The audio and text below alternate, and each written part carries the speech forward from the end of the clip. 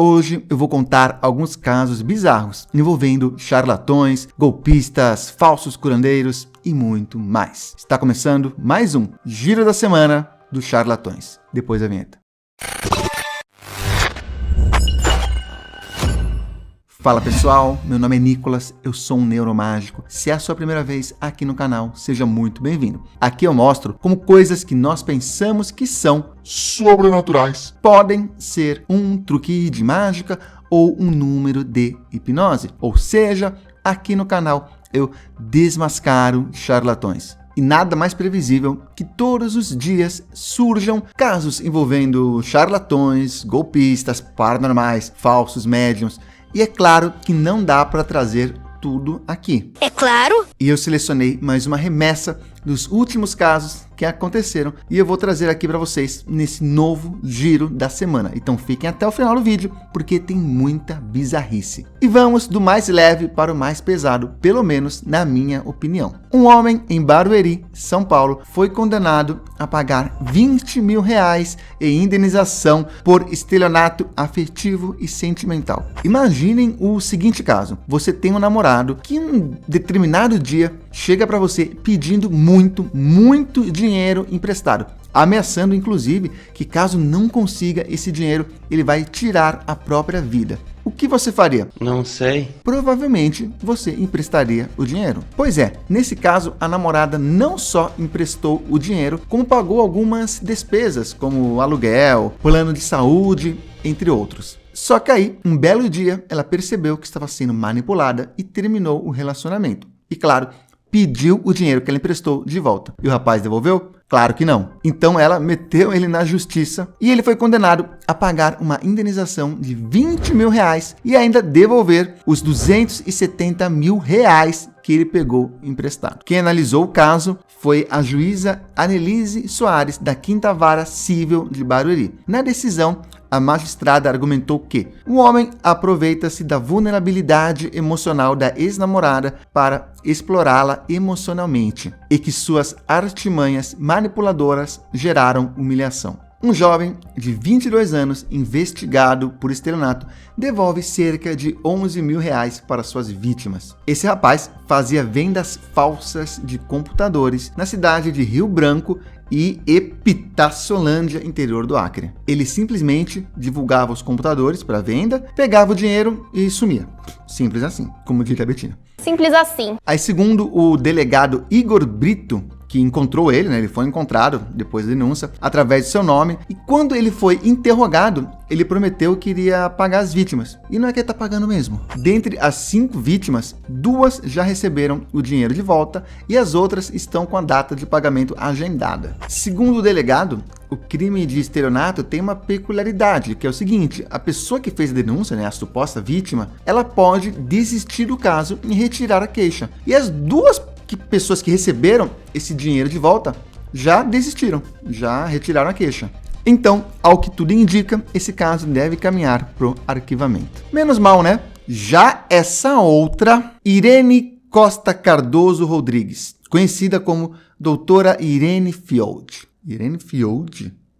Ela está sendo investigada pela Polícia Civil por suspeita de se passar por psicóloga para aplicar golpes em pacientes. Esse caso aconteceu em Anápolis, que fica a 55 quilômetros de Goiânia, que é perto da cidade também do João de Deus. Acontece muita coisa lá. É verdade. Algumas das vítimas relatam falta de profissionalismo, ameaças e problemas de saúde após medicamentos recomendados pela Irene. O que diz a defesa da Irene? Essas denúncias feitas contra a mesma são por circunstâncias pessoais. A mesma é uma profissional respeitada no ramo, não só aqui na cidade de Anápolis, mas em todo o estado de Goiás, pelo profissionalismo e pela ética que ela pratica em sua atividade profissional. Sei. Irene se auto-intitula psicóloga e psicanalista pós-graduada em neurologia e membro do Conselho de Educação do Estado de Goiás. Já o Conselho Regional de Psicologia de Goiás disse que a Irene tem nada a ver com eles não. Consta registro dela lá não. Quando o advogado da Irene foi questionado quanto a esse assunto, ele disse que a sua cliente nunca disse aos pacientes que era psicóloga, e sim que era psicanalista formada em pedagogia. uma das vítimas se queixa da falta de profissionalismo da Irene. Ele diz que tudo que ele contava para ela em uma sessão, os outros pacientes dela também ficavam sabendo. Já um outro diz que foi incentivado a pegar dinheiro emprestado para pagar o tratamento. Palavras dele: estou devendo 150 mil. Metade do meu salário vai para pagar o tratamento que eu paguei e não recebi. Gustavo Carvalho, pai de um dos pacientes, disse que a criança teve várias reações depois de um medicamento que foi prescrito pela Irene. Palavras dele: ela o diagnosticou com distúrbios mentais e passou um medicamento. Ele tomava o remédio de manhã e antes de ir para a escola. Com isso,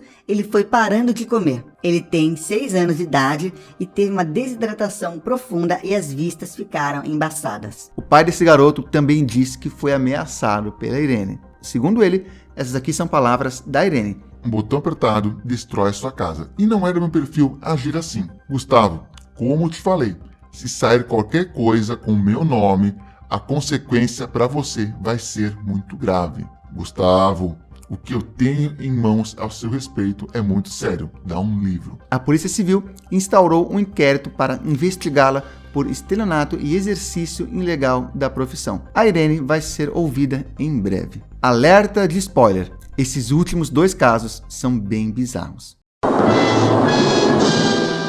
Uma mulher pode ter sido morta em um ritual macabro em Minas Gerais. Lorenza de Pinho morreu no dia 2 de abril, deixando 5 filhos. E no dia 19 de abril, o laudo do IML apontou que a causa da morte foi constrição mecânica na coluna cervical, na altura do pescoço, que confirmou esganadura. O laudo também apontou que a vítima sofreu lesão cervical, hemorragia, lesão leve no crânio e que tinha álcool em excesso no sangue. E tudo aponta para o seu marido, André Pinho, que é promotor de justiça. O André dificultou as investigações, não ofereceu o celular, não ofereceu material genético para fazer o laudo pericial. Segundo a denúncia do Ministério Público, André matou Lorenza porque ela havia se tornado um peso para ele, por causa de problemas com álcool e remédios. Além de uma depressão profunda, a vítima não estaria cumprindo seu papel de esposa e mãe. Meu Deus!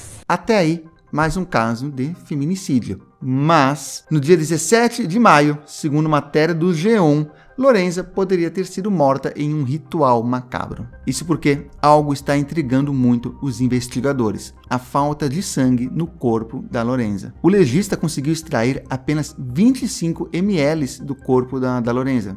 25 ml de sangue, claro. E uma mulher normal, com o peso dela, teria em média 5 litros de sangue. Na agenda do André, foram encontrados 2 contatos de cursos de tanatopraxia, que é uma técnica de conservação de cadáveres, que consiste na troca do sangue por substâncias sintéticas. Em depoimento, ele nega ter feito esse curso. O caso continua sendo investigado. E se você está gostando até agora, gostando do vídeo, não dos casos, assim espero, inscreva-se, ative as notificações para receber mais conteúdo como esse. E siga-me também no Instagram. Meu Instagram é @neuromágico. E já estão disponíveis as camisetas do canal. E além das camisetas, agora também tem os moletons. Inclusive eu estou usando um aqui.